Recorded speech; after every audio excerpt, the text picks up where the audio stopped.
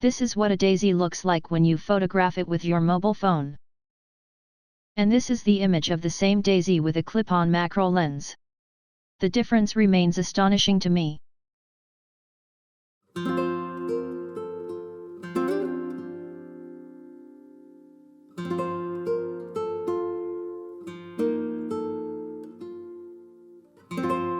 For this second part of our series, I am on my way to a clearing in a forest.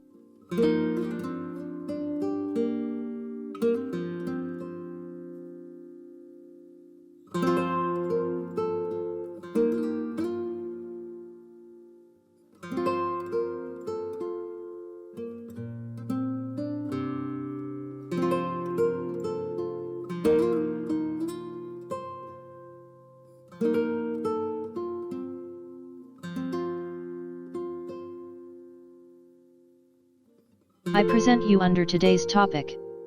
This daisy will be central to using a variety of cheap gear to take macro photos.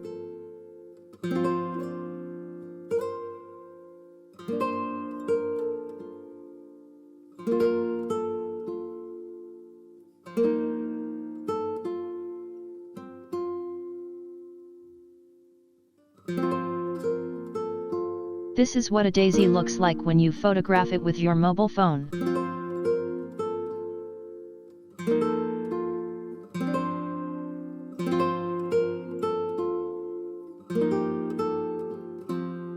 And this is the image of the same daisy with a clip-on macro lens. The difference remains astonishing to me.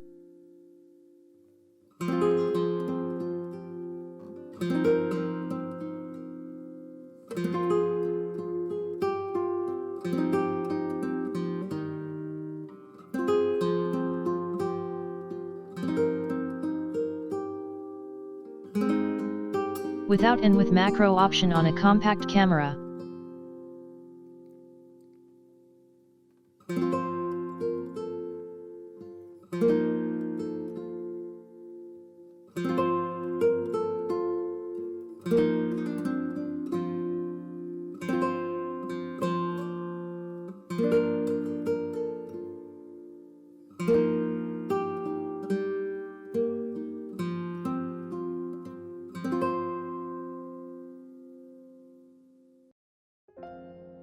Here you see my D7200 with a reverse ring.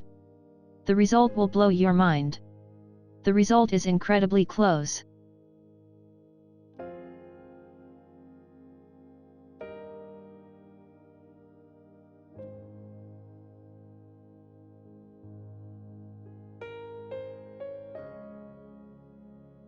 Extension tubes provide a greater distance between lens and sensor, so that a normal lens can be used as a macro lens. Here you see the result of this.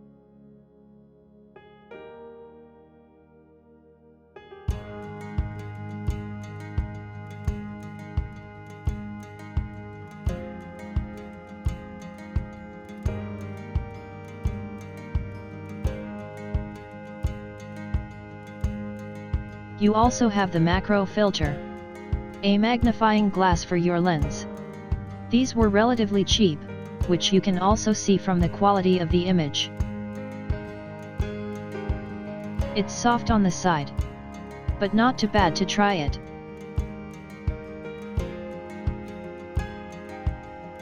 Then of course you also have the real macro lens. In this case a Sigma 105mm/f2.8 lens. Here you can see an example of this lens.